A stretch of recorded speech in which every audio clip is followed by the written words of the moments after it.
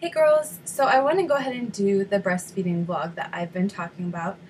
And I'm just going to go over some of the things that I used that I think are essential, things that definitely made it easier, and also keep in mind that I do, well, I breastfed, if you don't know my story, I breastfed for 19 months with my son. And I worked full time the whole time I was nursing him, except for my maternity leave, which was like about 10 weeks. Um, so, a lot of the things that I want to show you also helped me be able to continue to breastfeed that long, even though I was working full time. So I have some bottles to show you because obviously if you're going to be pumping, you need to find a bottle that the baby will take. So I'll tell you what I found the most compatible with breastfeeding. I'll show you the pump and just some other things that make life easier. So that being said, if you guys have any questions about anything that I show you, go ahead and leave a comment or message me. And then if I get enough questions, I will just do a follow-up vlog to this, kind of going over things that you're interested in more detail. And then also on my other channel, Abby Dig, which I haven't added to in a long time, but I do have a lot of breastfeeding videos uploaded there, and they're in my favorites if you check them out. That's an easy way to find them, or you can go to the other channel. But I'll link some of I will try to put links in here for some of the ones that I think you might find useful. So I want to start out kind of with something that I really, really wish someone would have told me. And that is, even if you're doing it right, breastfeeding can hurt.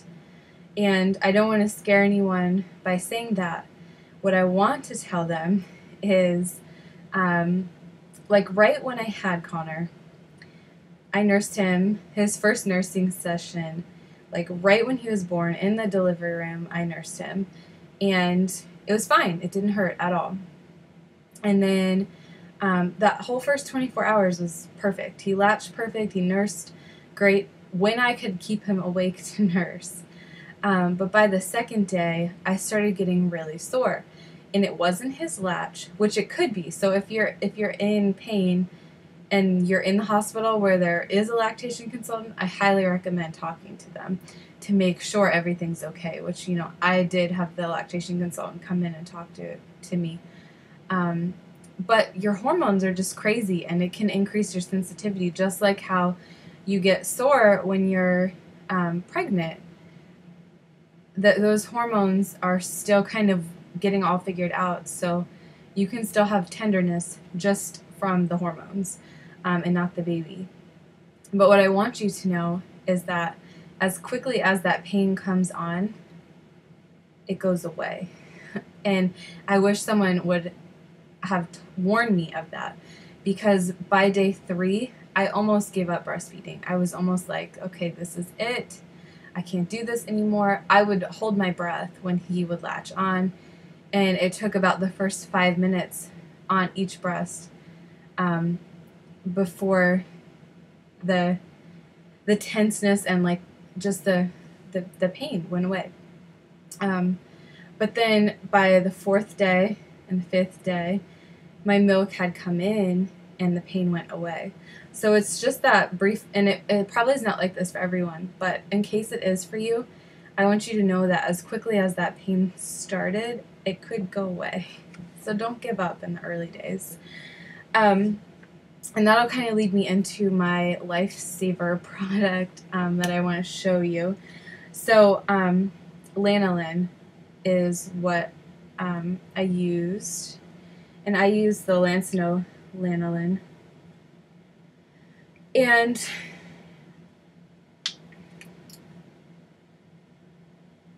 let's see, it's kind of looks like a Vaseline.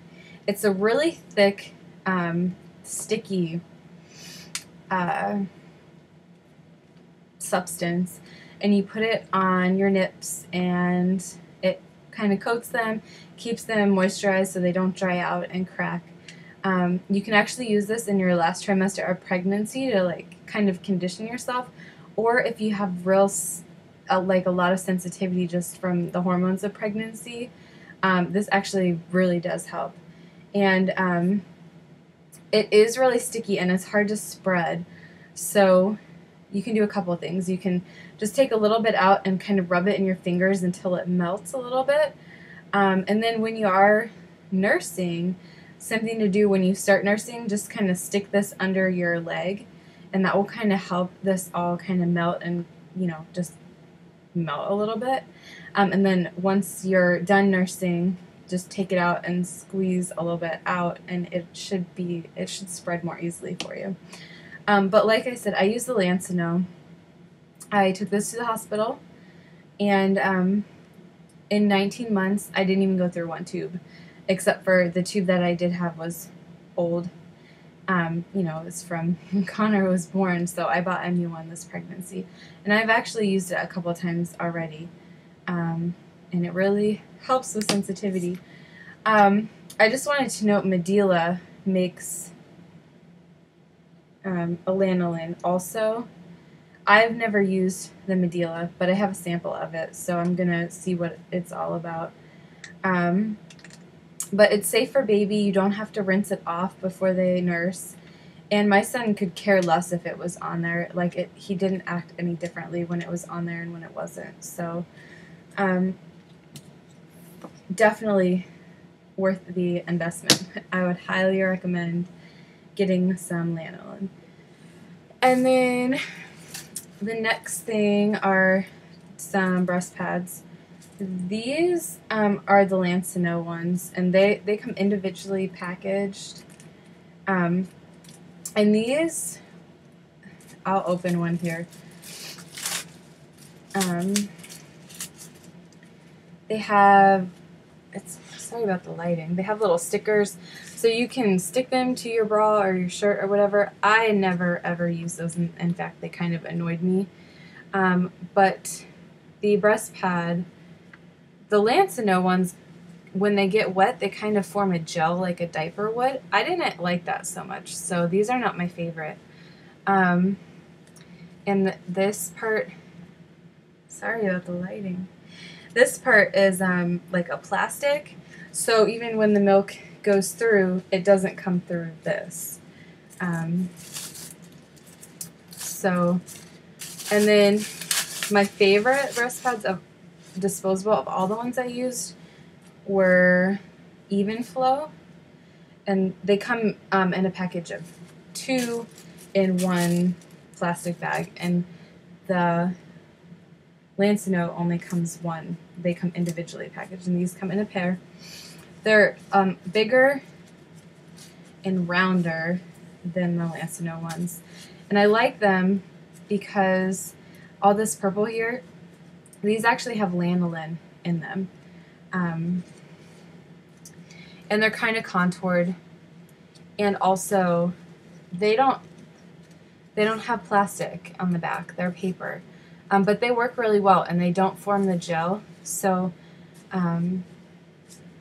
they let you breathe, and they do a good job, and they keep you moisturized. So for disposable, Even Flow with the lanolin is my favorite. But once I stopped, when my milk regulated and I wasn't leaking ounces of milk, I switched to cloth breast pads. So this is just a set of them. They're pretty cute, and they have flannel and cotton. They don't have wool in them, so they're breathable, but they don't last as long as the disposable. You will have to change them a little bit more, especially if you use them in the beginning. And a good tip is to wash these in your cloth diaper detergent, or like a free detergent, like Tide Free or something, so that it doesn't get the build up and they stay absorbent, and you don't want to use dryer sheets with them. These I bought on Etsy, and I really like them, but the woman's shop closed, but you can find some on Etsy. And these are store-bought ones, like just at the baby store. The ones that I got on Etsy are bigger, and I liked them that way. I'm going to show you some of the nursing covers that I have. I'll show you my favorite.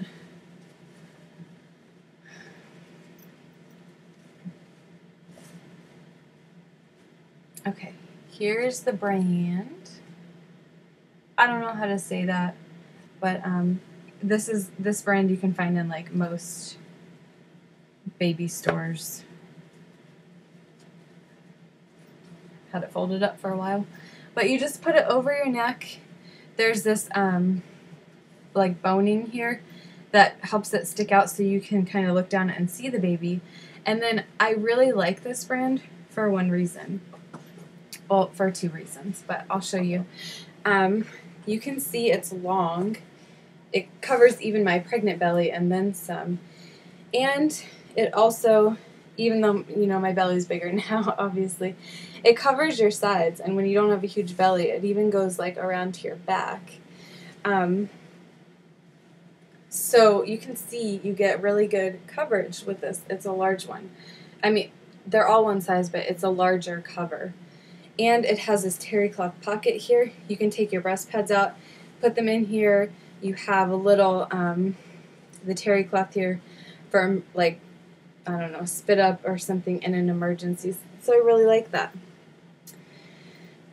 And then this is an udder cover. I'll show you udder cover.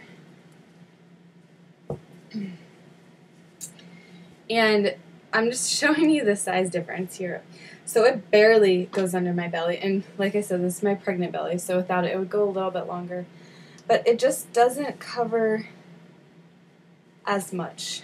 And, you know, I'm wearing a black shirt under this, so you can kind of see through it.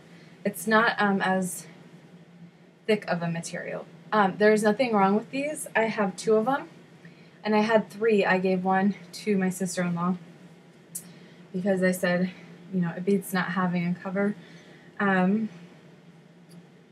And usually udder covers just has them for, you just pay shipping. So, you know, they're not bad.